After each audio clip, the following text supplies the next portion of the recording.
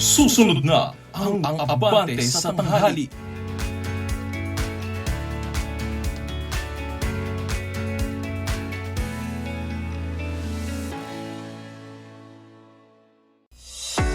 Good news mga kaabante, dahil ang inyong number one tabloid, di lang radyo, TV pa. Mapapanood ang Abante sa Sky Cable Channel 85, Converge, TCL Smart TV, Blast TV, Samsung TV Plus, at mapapakinggan rin kami sa DWAR 1494 Abante Radio. Dahil dito ang best, Abante ang best. Balita, entertainment, sports, tulong.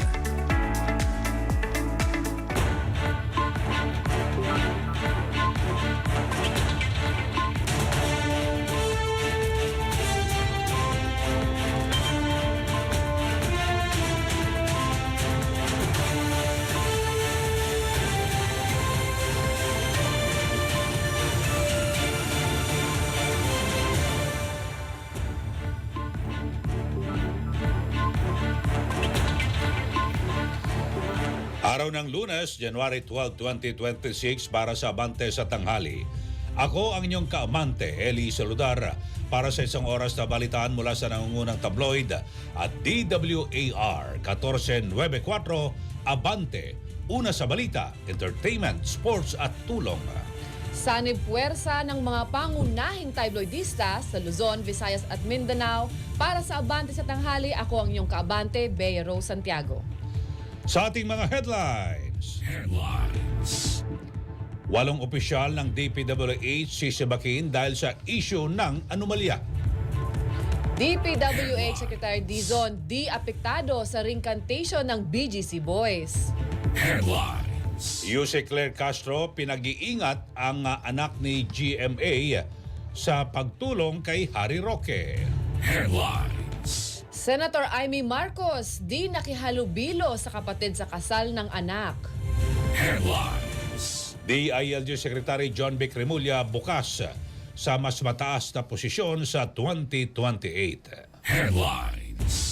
Higit 70 empleyado na umano'y iligal na tinanggal sa Barangay Payatas, Quezon City, nagprotesta. Presyo ng produktong langis muling sisipa sa ikalawang linggo ng Enero. Dedo sa pagguho ng landfill sa Cebu, umakyat na sa 8. Search and rescue operations nagpapatuloy. Dalawang takas na PDL sa Puerto Princesa, Balikrehas.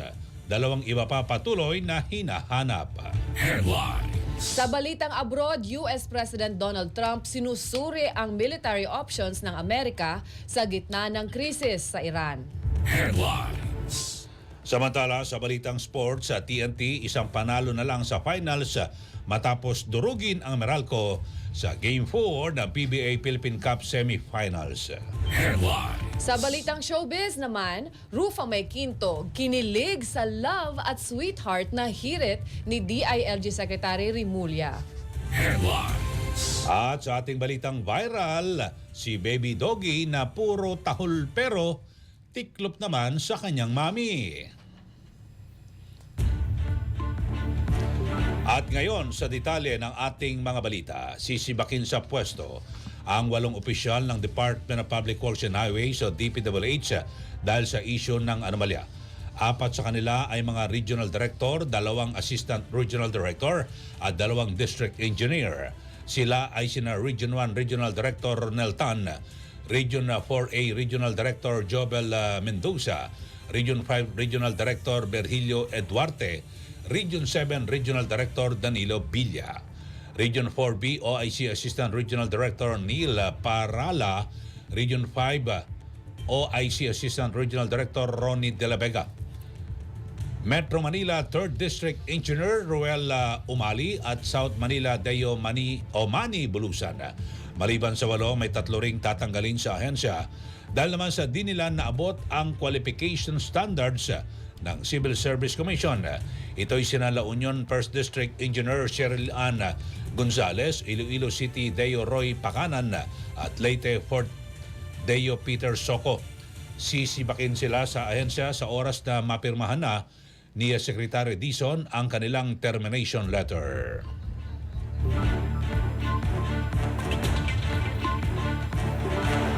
Nagsumiti ang kampo ni dating Pangulong Rodrigo Duterte ng Joint Medical Report sa International Criminal Court or ICC upang patunayan ang umunoy lumalalang kalagayan ng kalusugan ng 80 anyos na dating Pangulo. Ayon sa abogado nitong si Nicholas Kaufman, layo ng ulat na ipakita na si Duterte ay may kakulangan sa executive functioning, mabagal magdesisyon at mahina na ang pisikal na kakayahan. Dahilan upang hindi na umunoy ito maging banta sa mga testigo o integridad ng investigasyon. Dahil dito, hiniling ng kampo ni Duterte sa ICC Pre-Trial Chamber 1 na pag-aralan ang pag-aproba ng kanyang interim release. Sa ngayon, nakapiit pa rin si Duterte kaugnay ang kasong crime against humanity na may kaugnayan sa kaniyang kampanya kontra illegal na droga noong siya ay pangulo pa sa bansa at alkalde ng Davao City.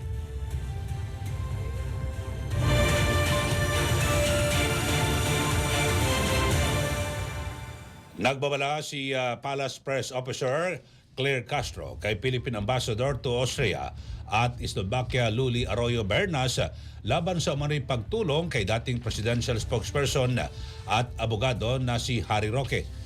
Ito matapos na kumalat sa social media mga larawan na magkasama si Roque at si Arroyo Bernas na nagdulot ng espekulasyon lalo't taghain ng asylum application si Roque sa Austria.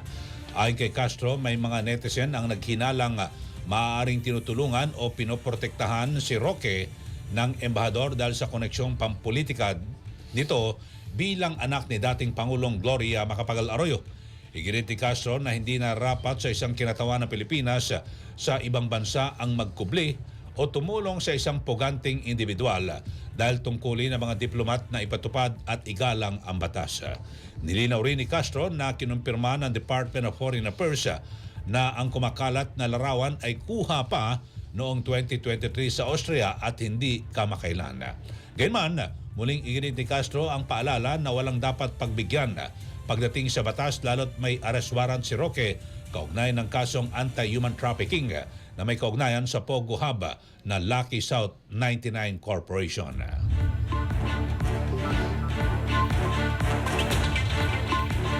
DPWH Secretary Dizon di apektado sa umunoy recantation ng BGC Boys. Umaabante sa balita si Abante reporter Isaiah Mirafuentes. Abante Radyo Live Report.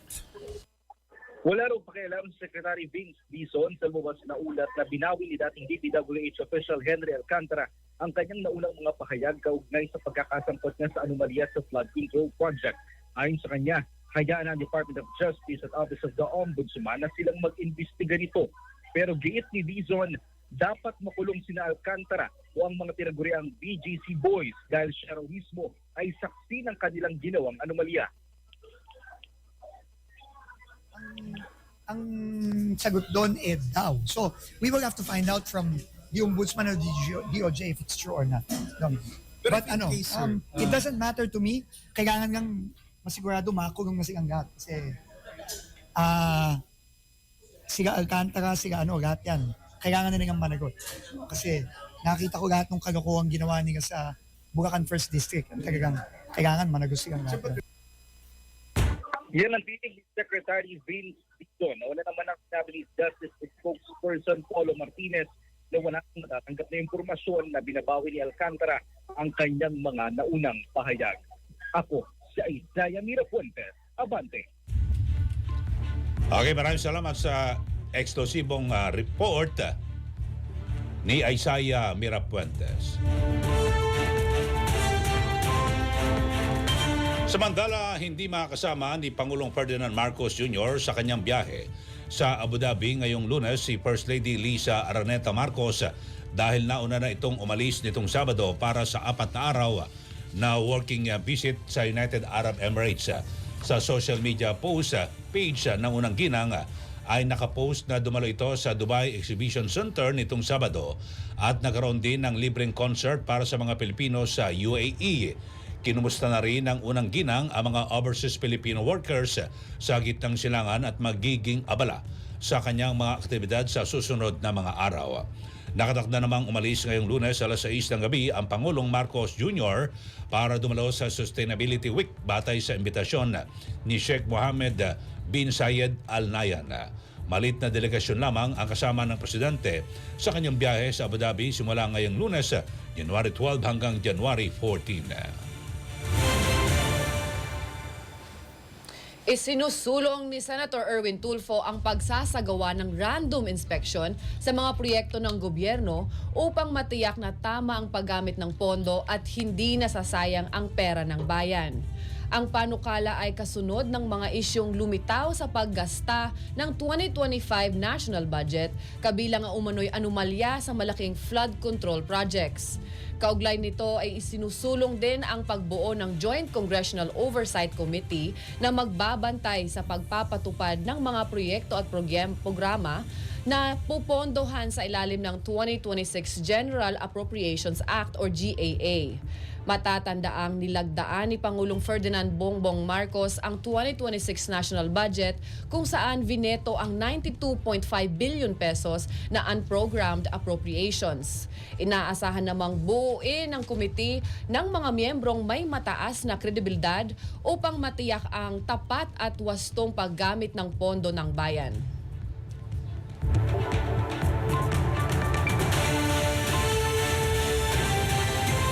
Inamin ni DILG Secretary John Vic Remulla na may mga ikinokonsidera siyang hakbang sa politika matapos ang kanyang termino sa gabinete. Sa panayam ng programang Politico Talks ng Billionaire News Channel, sinabi ni Remulla na kabilang sa mga opsyon ang pagsabak sa presidential race sa 2028. Nilinaw ng kalihim na wala pa itong pinal na pasya at isa lamang itong posibilidad sa ngayon. Ayon kay Remulla, mas nais niyang bumalik sa Cavite kaysa tumakbo sa isang pambansang posisyon. Binigyan din niya na ang kanyang hangaring muling maglingkod sa lalawigang matagal na niyang pinagsilbihan. Si Remulla ay nagsilbi bilang gobernador ng Cavite noong 2010 hanggang 2016 at muling nahalal mula 2019 hanggang 2024 bago italaga bilang DILG Secretary. Ipinagmalaki ni House Majority Leader Sandro Marcos na sa loob lamang ng 22 session days ng 20th Congress ay nagpatibay na ang Kamara ng 12 sa 48 LEDAC priority bills ng administrasyon. Ayon kay Marcos, sa ilalim ng liderato ni Speaker Faustino D. III ay pinapakita ng Kamara ang pagkakaisa ng seryosong pagtupad sa mga panukalang reforma ng administrasyon. 5 LEDAC bills naman ang nasa Committee on Appropriations at Committee on Ways and Means, kabilang ang modernisasyon ng Bureau of Immigration, National Land Use Act at Presidential Merit Scholarship Program. May 15 panukala pa ang nasa committee deliberation, habang 17 ang nakatakdang isalang sa full committee hearings. Pagbalik mula sa recess, target ng Kamara na pabilisin ang mga panukalang may kinalaman sa social protection, kalusugan, edukasyon at mabuting pamamahala.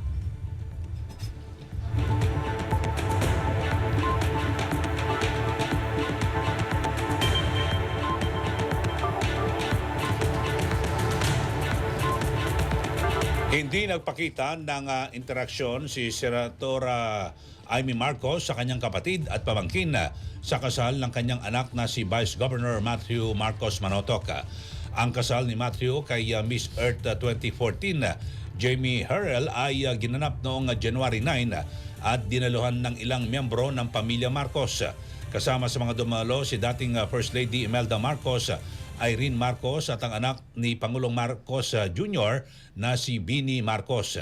Nag-viral sa social media ang mga larawan at video na umano'y nagpapakita ng hindi pagpansin ni Senator Amy sa kanyang kapatid at pamangkin. Ayon sa ilang netizen, posibleng si Matthew ang nag-imbita sa kanila, habang posibleng may sama pa rin umano ng loob ang senadora sa kanyang kapatid at pamangkin.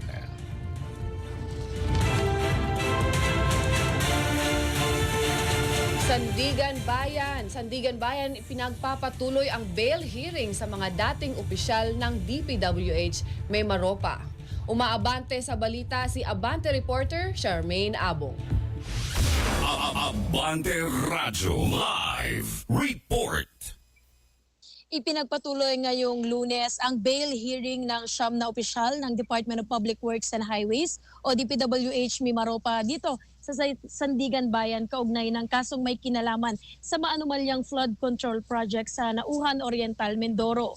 Sa pagdinig ng 6th Division Court, iniharap ng prosekusyon ang ikalawang testigo na si Joan Lacerna, Chief ng Records Management Section ng DPWH Central Office na tumukoy sa mga dokumentong may kaugnayan sa mga akusado. Nagkaroon ng panandaliang recess bago ang cross-examination matapos questionin ng kampo ng depensa ang pagdaragdag sa kanya bilang testigo. Ngunit pinayagan naman ito ng korte. Nagpapatuloy ngayon ang pagdinig habang binigyan naman ang prosekusyon ng hanggang sa susunod na Lunes upang isa pinalang listahan ng mga testigong haharap sa bail hearing. Ako si Charmaine Abong, Abante.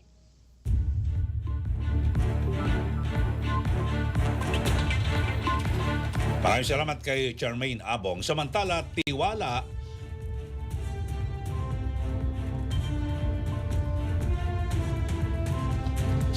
tiwala ng taong bayan sa Kamara tumaas ayon sa Pulse Asia Survey. Umabante sa balita, si Abante reporter Mavic Trinidad. Abante Radyo Live Report. Sa kabila ng samut-saring issue na kinasasangkutan ng Kamara, mayorya sa mga Pilipino ay may tiwala pa rin sa Kamara batay sa huling quarter ng 2025.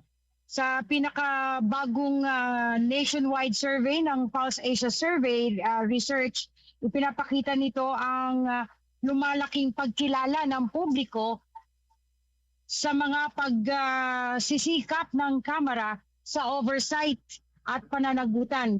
Batay sa resulta ng ulat ng Bayan Survey na isinagawa noong December 12 hanggang 15, 2025, tumaas ng 6% puntos ang tiwala na sa Kamara mula 25% noong September 25, naging 31% noong December 2025.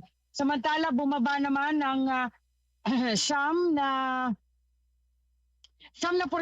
puntos ang kawalan ng tiwala mula 36% ay naging 27% sa parehong panahon. Ayon sa datos ng Pulse Asia, isang kapulungan ng mga kinatawan sa may pinakamalakas na positibong pag-angat ng tiwala sa hanay ng mga pangunahing pambansang institusyon na sinuri kaugnay ng issue ng flood control. Ipinakita rin ng survey na 41% ng mga respondent ang nananatiling hindi pa tiyak kung magtitiwala o hindi sa Kamara.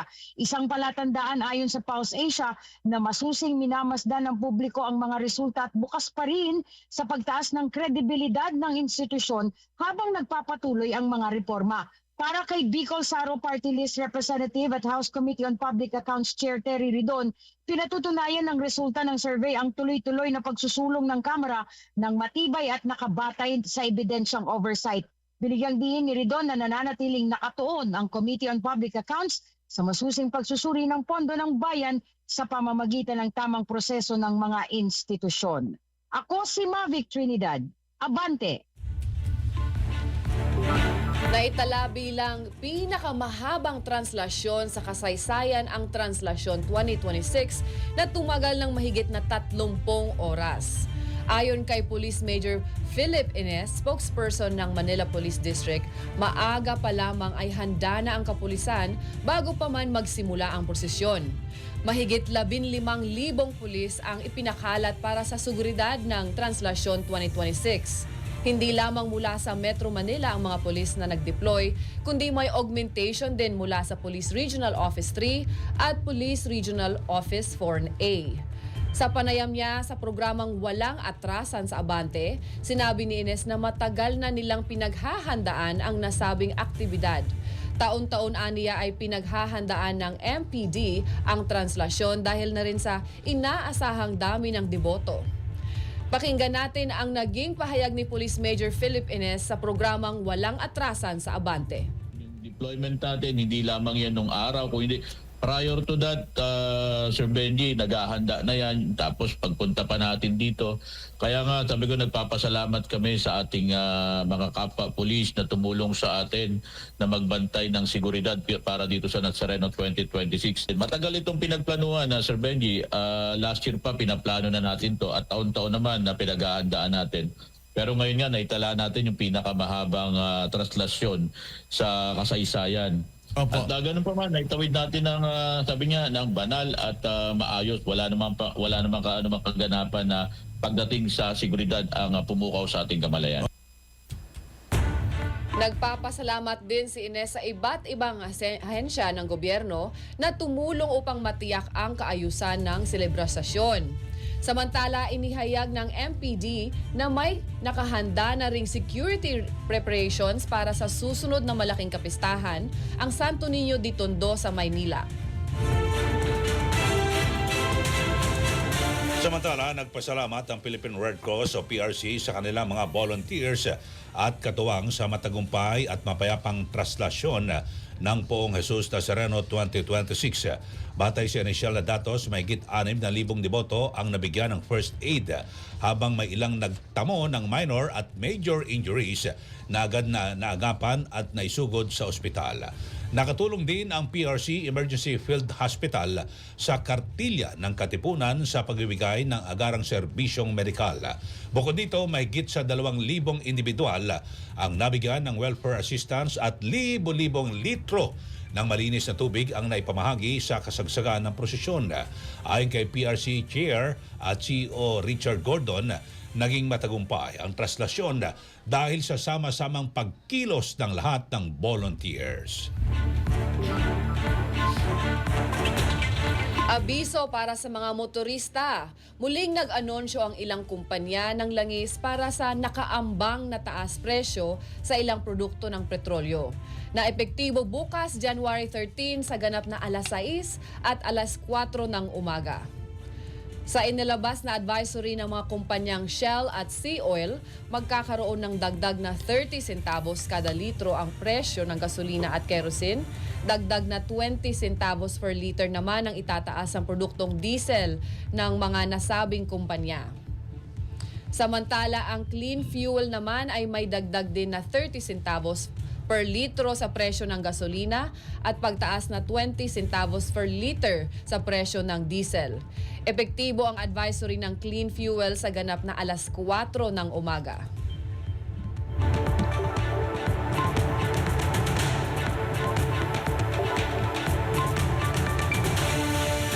Samantala, wag po kayong bibitiw, magbabalik pa ang Abante sa Tanghali.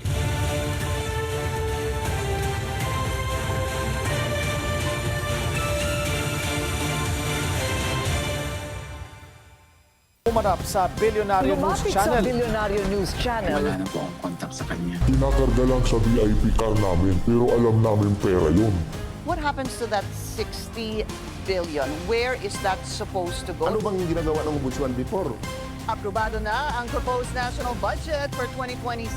You think it's going to happen during this administration or for next? Mapipiya agabi na imbag na rabii, maya pabengi. Simulan na natin ang agenda.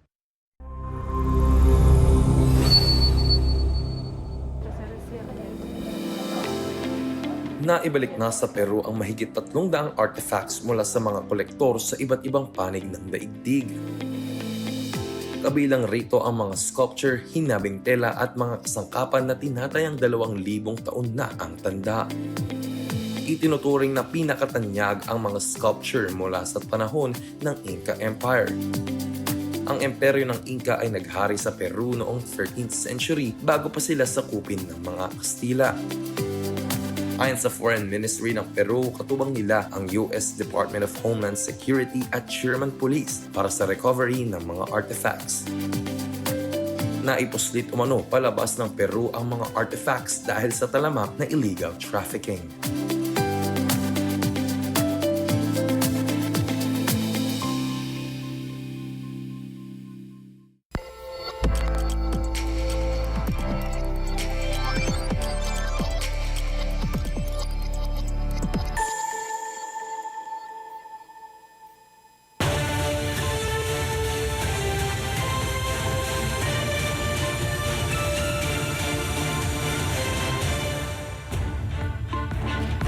Inilunsad ng Quezon City Police District ang Project Hilamos o Holistic Initiative for Local Art, Maintenance and Order in Spaces. Kasabay nitong ipapatupad din ang QCPD ang inisyal na operasyon nito sa 18 barangay sa lungsod. Katuwang ang mga residente at mga pamahalaang lungsod. Ayon kay QCPD Acting Director Police Colonel Randy Glenn Silvio, layunin ng proyekto na maibalik ang kaayusan at kalinisan ng mga pampublikong espasyo. Suportado rin ng Oplan Hilamos ang isang ordinansa ng lungsod na magpaparusa at sa vandalismo at pagsira ng ari-arian. Layunin din itong palakasin ang crime prevention, kaligtasan ng publiko at kaayusan sa kapaligiran.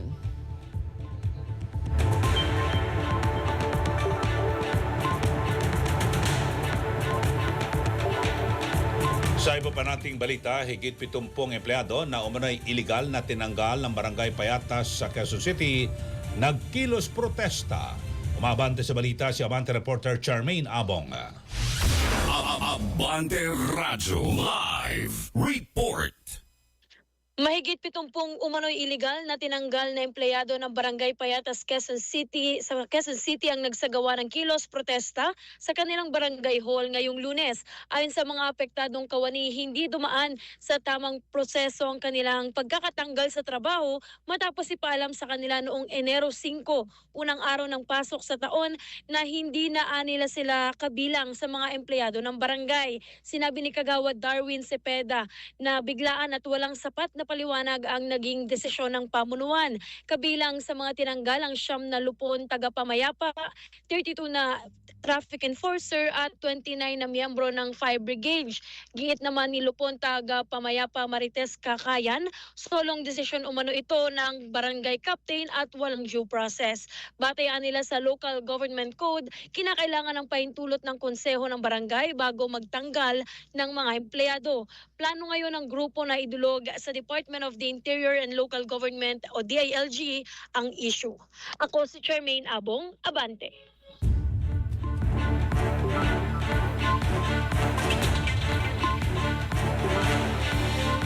At samantala, makakausap po natin via Zoom si Attorney Domingo Cayosa, isang constitutional law expert at dating Pangulo ng Integrated Bar of the Philippines at kaugnay ng posibleng impeachment na maharap ni Pangulong Marcos Jr. at maging si Vice President Sara Duterte. Attorney, magandang tanghali po sa inyo. Magandang tanghali, Eli, at magandang tanghali po sa ating mga kababayan. So ngayon po ay may mga report na maaring maharap din po sa impeachment, hindi lang po si BP Sara kasi February 6 ay maalis na po yung ban, at pwede na po siyang sampahan ng impeachment, panibagong impeachment. Pero ang bago rito ay ito pong si Pangulong Marcos Jr. So ano ho yung mga pwedeng batayan kasi may mga naunang report ayon po kay Congressman Ega Irice na betrayal of public trust, yung hindi raw po pagpansin at pinabayaan na masalaula yung 3 nagdaang budget. Ano po pananaw niyo rito, Attorney? Malinaw ho naman ang constitutional provision sa impeachment. So napakahalaga yan at ang masasangkot dito yung mga matataas na opisyal ng ating gobyerno. At linaw din ho sa ating constitution na 5 grounds lang ang pwedeng batayan ng impeachment. Una, yung culpable violation of the Constitution, treason, bribery, graft and corruption, other high crimes, at saka betrayal of the public trust. So kung titignan ho natin itong 5 ito, lahat ito seryosong mga paratang. Kaya nga, pwede silang tanggalin sa pwesto kahit nahalal sila o kahit matataas na opisyal. Kasi accountability mechanism ito Pero kinakailangan alinman sa 5 ito really with intent, malicious intent. So kung ang pagbabatayan lang yung negligence, yung bang mahina lang siya, hindi niya napalusutan siya, medyo hindi solid ground for impeachment yan.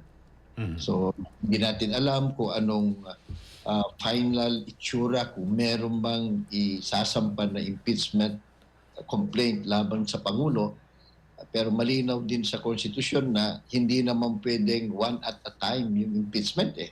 Pwede na maraming matataas na opisyal ang sangkot, pwede magkakaiba ang mga paratang at pwede ring sabay-sabay ito titignan ng Kongreso at ng Senado kung sakasakaling makakalusot ito sa lower house. So ganun ang ating proseso. So Attorney, binabanggit nyo na parang mahina po yung naunang binabanggit ni Congressman Erice na betrayal of public trust kasi ang sabi ho niya kung isang budget lang ho pwedeng nalusutan pero tatlo magkakasunod mula 2023, 2024, 2025.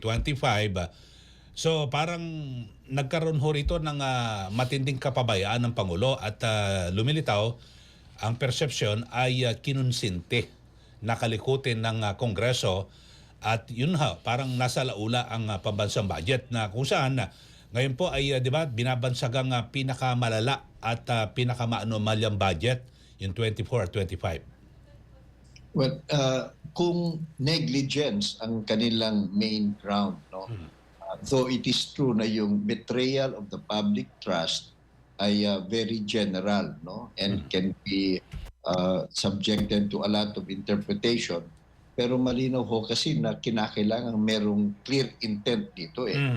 Yung konsepto ng negligence, kababayaan, doesn't jive very well with the requirement of intent. Magkaibang konsepto ho kasi yon. Unless of course, may papakita o ang paratang hindi ho negligence kundi nakipagsabwatan siya sa Kongreso o dun sa mga taong umabuso. That's another thing. But if it's negligence, medyo mahina yung legal process.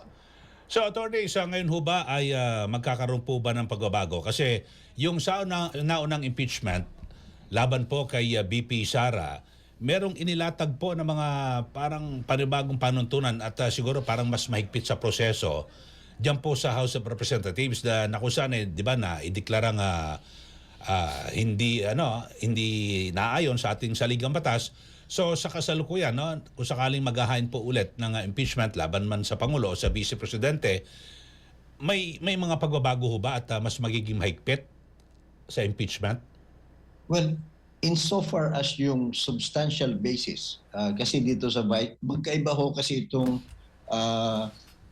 paaring impeachment ng Pangulo at saka yung nauna ng impeachment complaint sa Vice President. Kasi dun sa Vice President, graft and corruption at saka well-documented ho naman yung mga paratang. No? Dun sa substance, maaaring pareho lang ang kanilang ihahain. Ang aayusin lang nila, mag-iingat lang sila dun sa mga bagong mga alituntunin o procedural requirement na linagay ng Supreme Court dito sa kanilang very controversial decision. Sapagkat kung titingnan natin ang konstitusyon at saka yung division of powers or responsibilities ng three branches of government, pagdating sana sa impeachment, pinapaubaya diyan sa legislative branch sa lower house at saka sa Senado. Pero pumasok ang Supreme Court at nagdagdag pa ng mga kung ano-anong mga requirement. So, of course, that is not yet final kasi nga very controversial, binatikos ng marami ang decision na yan, mali-mali ang factual basis. Pero hanggang ngayon kasi, hindi pa hiniresolve ng Supreme Court yung MR. So hindi natin alam ano ang final na anyo ng kanilang desisyon. Pero inaasahan natin na yung mga congressman, kung i-refine nila yung dating kaso o dadagdagan nila, in either case, mas maingat sila. Para sa ganun, hindi na ulit tatakbo sa Supreme Court. So I suppose, pinag-aralan na nila yan and it will be stupid for them or careless for them that they will still commit the same procedural lapses. Mas maganda, pulido ang kanilang trabaho, gawin lang nila ng tama, walang shortcut. Para sa ganun, itong impeachment hindi masyadong magtagal. Maimbestigahan at mahusgahan ayon sa ebidensya at saka sa batas. Magandang tanghali po, Attorney Bea Santiago po. Attorney, ano po ang magiging epekto ng impeachment proceedings sa katatagan ng gobyerno at ekonomiya ng bansa? Well, yung katatagan ng gobyerno, alalahanin natin, huwag tayo masyadong matakot sa impeachment because it is actually a very clear constitutional procedure or mechanism for ensuring accountability dun sa matataas nating mga opisyal. So there's nothing illegal about it, there's nothing irregular about it. Dapat nga yung impeachment maayos, hindi nagtatagal. Ang nangyari lang ho kasi sa ating bansa, every time may impeachment, masyadong politicized. Yung bang masyado nating binibigyan ng ang halaga yung sinasabing it's a political process.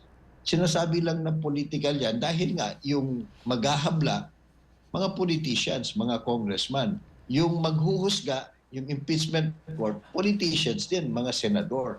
But other than that, of course, it's a numbers game kasi nga maramihan sila at may required na mga majority or qualified majority. Pero alalahanin natin, it's still a legal process na ang batayan, konstitusyon, ebidensya. So sana nga, pag ganun sana ang ating pananaw at yun ang gagawin ng ating mga complainant at saka yung mga respondents, mabilis-bilis lang dapat ito. Ang nangyari ho kasi masyadong pinasukan ng impluensya ng politics, dinibol-dribble, at pumasok pa ang Supreme Court na hindi naman usually hindi dapat ganun kung wala namang pusot. So yun ang lesson sana ng sino mang maghahain ulit na ayusin para hindi masyadong tumagal ito. Ayusin na rin niya lahat ng ebidensya. Yung mga politiko naman natin, panawagan natin, please, huwag nyo naman masyadong i-politicize ang impeachment process. Ang tumbukin natin, yung ebidensya, katotohanan, at may pananagutan ba yung nasasakdal o yung nag-abusong mataas nating opisyal. Attorney, sa iba pa pong issue, ano po ang legal na epekto ng umano'y recantation ng mga testigo or akusado gaya ng tinatawag na BGC Boys? Well, ito bali-balita lang, Bea, so hindi natin alam. Pero sa kabuuan ng mga investigasyon at maaring kasong isampa laban dun sa mga sangkot sa sindikato ng pagnanakaw ng pondo ng bayan dyan sa DPWH projects, malinaw ho naman na meron pa at marami pang ibang mga nagtestigo na magsusuporta dun sa mga pananagutan ng mga kasangkot sa anomalya. Pangalawa, maliban sa testimonya, ang dami namang mga documentary evidence. So, hindi masyadong ganun na katindi ang epekto nung recantation. Pero, dun sa nagre-recant, yung bumabaliktad na witness, matinding epekto. Kasi ibig sabihin, kung ikaw nagre-recant, sinasabi mo na yung unang sinumpaang salaysay mo under oath, hindi naman pala totoo, nagsisinungaling ka noon. So, ikaw ang magpapaliwanag ngayon, bakit ka nagsinungaling? Kasi yung pagsisinungaling sa statement under oath, perjury yun krimen yun under the revised penal code. So kung hindi nila may papakita na napuwersa lang talaga sila at yung kanilang freedom to tell the truth talagang na black at talagang seryoso yung threat o puwersa sa kanila, mananagot sila. At sa rules of court at saka sa jurisprudence din, yung recantation, hindi masyadong tinatanggap yan. Ang existing jurisprudence is, kung nung binigay yung testimonya na yan, malaya naman siya, wala namang threat sa kanya, safe naman siya o sa kanyang pamilya, yun ang pakikinggan, yun ang mananaig. Hindi yung basta babaliktad ka na lang at sabihin mo, hindi totoo yun. Hindi ganun kasimple. So, any recantation is supposed to be taken with so much critical thinking and with caution. Apa. So isa na lang hirit, attorney. Yung recantation, yung particular tinutukoy natin si Henry Alcantara, pero nagsoli po ng 110 million. Tapos nakakagulo. Yun nga yun ang sinasabi ko na hindi ganun kasimple. Mananagot talaga sila. Hindi, will not save him. Kasi meron na silang ibang mga inamin, meron ng dokumento, may mga picture, may mga kontrata, may mga cheque, may mga bank accounts. Hindi na niya pwedeng itago yun to a reputation. Mananagot pa rin siya. At yun nga ang tawagan natin sa Ombudsman, sa DOJ, talagang idiin nyo sila kung ganyang klaseng ginagago na nila o linoloko na lang nila yung justice process. Huwag sanang payagan yung ganoon. Okay. Okay, Attorney. Maraming salamat po sa inyong oras dito po sa Abante Radio. Magandang araw po sa inyo. Maraming salamat. Magandang hapon po sa lahat. Yan po si Attorney Domingo Cayosa, isa pong constitutional law expert at dating presidente ng Integrated Bar of the Philippines.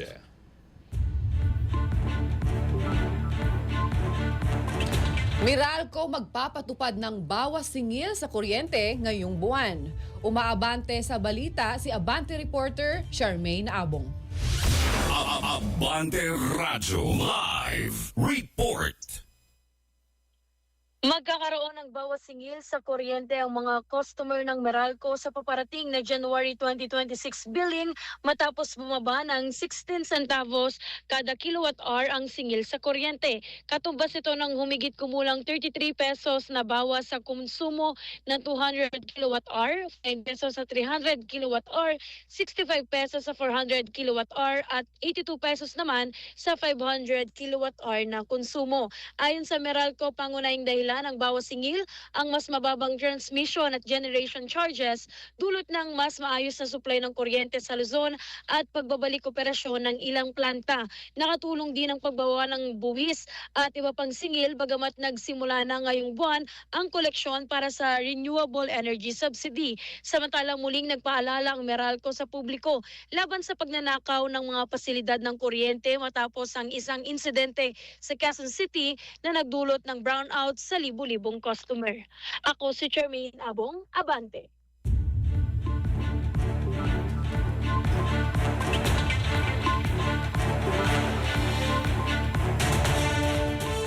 Samantala, inaprubahan ng Economy and Development Council na pinamumunuan ni Pangulong Ferdinand Marcos Jr. ang mahigit sa 100 bilyong pisong public-private partnership for School Infrastructure Project Phase 3 upang tugunan ang kakulangan sa silid-aralan at mapabuti ang kalidad ng pagkatuto. Ayon sa Department of Economy, Planning and Development o DepDev, magpapatayo ang proyekto ng mahigit sa 16,000 silid-aralan sa 1,000 paaralan sa Luzon mula 2027 hanggang 2028 na inaasang pakikinabangan ng mahigit sa 800 mag-aaral kada taon. Layunin din ng PSIP 3 na pababain ang average sa class size at tuluyang alisin ng multiple shift classes bilang bahagi ng Philippine Development Plan 2023-2028.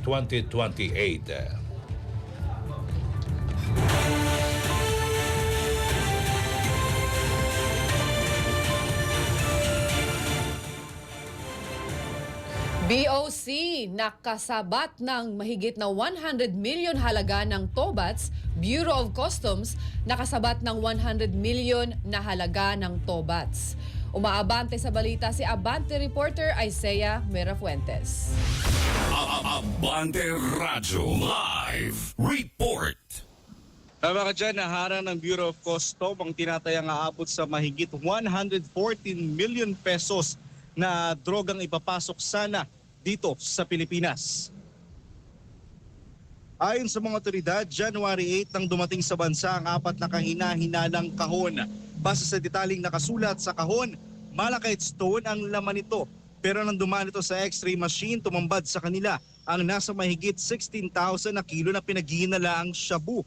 Galing sa bansang Congo ang nasabing mga kahon at dumating sa NAIA noong January 8. Ang mga ito ay sasailalim sa mas malalim pang investigasyon at kasalukuyan inalam kung sino ang may-ari ng naturang mga kontrabando. At yan muna ang pinakahuling balita. Ako si Isaiah Mirafuentes, Abante. Umakyat sa 5,123 ang kabuang kaso ng tigdas at tigdas hangin sa bansa. Ayon yan sa Department of Health o DOH noong December 27, 2025. Mas mataas ito ng 32% kumpara sa 3,880 na kaso na naitala noong 2024. Tinatayang 2,567 na kaso o kalahati ng kabuang bilang ay may batang 6 na buwan hanggang wala pang 5 taong gulang. Sa mga naiulat na kaso, 73% ang hindi bakunado laban sa tigdas. Pinakamataas ang incidence rate sa ilang rehiyon sa Mindanao, kabilang ang Zamboanga Peninsula, Northern Mindanao, Soxargen at Barm. Dahil dito, ilulunsad ng DOH ang katuwang ang mga lokal na pamahalaan ang Ligtas Tigdas campaign simula January 19, una sa Mindanao at Barm. Hinikayat ng DOH sa mga magulang na dalhin ang kanilang mga anak sa pinakamalapit na health center para magpabakuna. Target ng DOH na mabakunahan ang 11 milyong bata sa buong bansa. Kabilang dito ang 2.8 milyon na bata sa Mindanao, 5.6 billion sa Luzon at 1.9 milyon sa Visayas.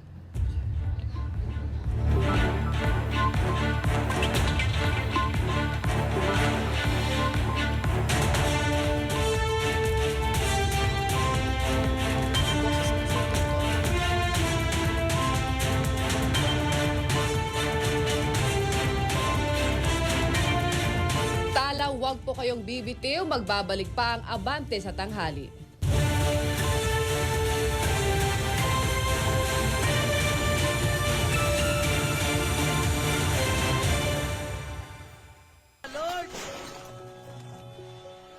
Lindol, pagbaha, mga sakunang di natin maiiwasan. Sa gitna ng takot at pangamba, Ano mang hardships pinagdaanan nila? may pag-asa pa rin. Cebu will rise again. Ako'y nagpapasalamat sa bigyan yung tulong, lalo na itong... Oo, nakakayamot na ang korupsyon sa ating bansa. Pero wag po nating kalimutan, ang mga biktima ng kalamidad ay nangangailangan ng ating malasakit. Makakaasa kayong ang bawat tulong na inyong ibinabahagi ay aming maipararating sa mga tunay na nangangailangan. Tulong Abante, kaagapay ng bawat Pilipino.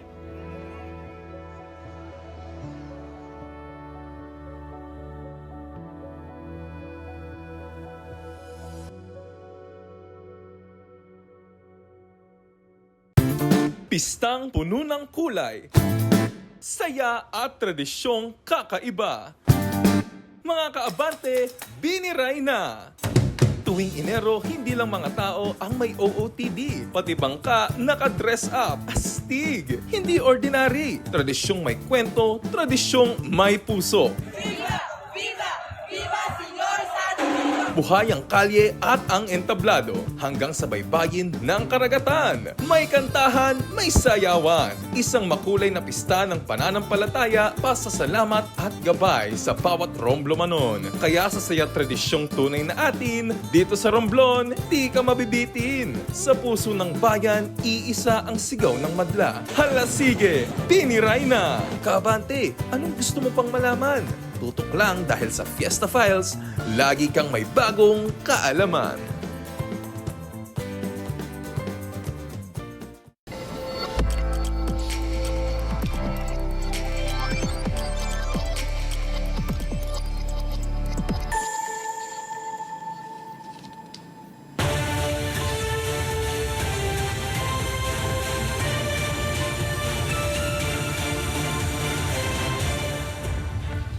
Balik tayo sa ating mga balita. Higit sa 700 pasahero apektado ng flight cancellation sa Bicol. Umaabante sa balita si Abante reporter Rosas Olarte. Abante Radyo Live Report.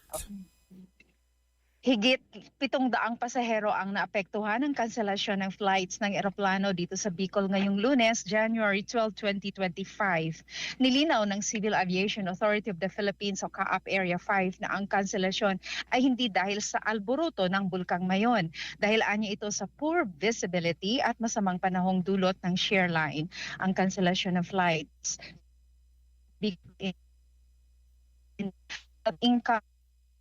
wing flights ng Cebu Pacific Air at isang Paul Express ang hindi nakalipad papunta at paalis ng BIA kaninang umaga. Rosas Olarte, Abante. Philippine Navy nagpadala ng team sa patuloy na search and retrieval sa Cebu City. Umaabante sa balita si Abante reporter Edwin Balasa. Abante Radyo Live Report. Nag-deploy ang Naval Forces Central ng isang Search, Rescue and Retrieval Team o NFC SRRT sa landfill site sa Barangay Binaliw, Cebu City na apektado ng landslide. Ipinadala ang grupo upang tumulong sa nagpapatuloy na search and retrieval operation matapos ang pagguho ng lupa na naganap noong Enero 8, 2026. Binubuo ang NFC SRRT ng mga specially trained na tauhan ng Philippine Navy na may dalang mga kagamitang pang-rescue at kumpletong personal protective equipment. Ayon sa Philippine Navy, ipinapakita ng hakbang na ito ang matibay na paninindigan ng NFC sa pagbibigay ng humanitarian assistance at disaster response bilang suporta sa lokal na pamahalaan at naapektado ng komunidad. Base sa pinakahuling datos, 8 na ang na-recover na nasawi sa dump site kung saan 28 individual pa ang patuloy na pinaghahanap. Ako si Edwin Balasa, Abante. Balitang Showbiz. Tila biruang nauwi sa kilig ang naging eksena sa programang Politico Talks ng Bilyonaryo News Channel. Iyan ay matapos mabigla at matameme si Rufa May Quinto nang bumanat sa kanya ng super kilig na linyahan si DILG Secretary John Vic Remulla. Ang detalye sa umaabanteng balita ni Abante Showbiz reporter Romel Placente. Abante Radyo Live Report. Nagatid ng tawanan at kilig si Rufa May Quinto sa kamakailang episode ng Politico Talks sa Bilyonaryo News Channel nang tanungin niya si DILG Secretary John Vic Remulla kung paano niya ito dapat tawagin. Gusto ko lang malaman, how will I call you? Like DILG, sir? Tanong ni Rufa May kay Remulla. Sa halip na seryosong sagot, biglang nagbiro ang kalihim at humirit ng pwedeng love, sweetheart, sabay tawa niya. Ikinahalakhak din ito ng co-anchors ni Rufa May na sina Marichu Villanueva at Jesus Palsis. Kila nawindang naman si Rufa May sa biro at hindi agad ito nakatugon. Teka lang, ano yun? Ano yun? Kinilog tuloy ako. Charot, ani Rufa May. Minsan lang kita nakitang nawiwindang. Nagulat ka ron sabi pa ni Remulla. Oo nga sabi naman ni Rufa May. Sek lang. Sagot naman ng kalihim nang seryosohin ang tanong ni Rufa May kung paano siya dapat tawagin. Si Rufa May ay bagong anchor ng Bilyonaryo News Channel sa Politika Talks kasama ang respetadong journalist, editor na si Marichu at abogadong si Palsis. Ako si Romel Placente, Abante. At yan po ang kabuuan ng Abante sa tanghali ngayong araw ng Lunes, January 12, 2026. Sa ngalan ng buong pwersa ng DWAR Abante Radio, ako ang inyong kaabante, Bea Rose Santiago. At ako naman po ang inyong kaabante, Eli Saludar, para sa Abante sa tanghali.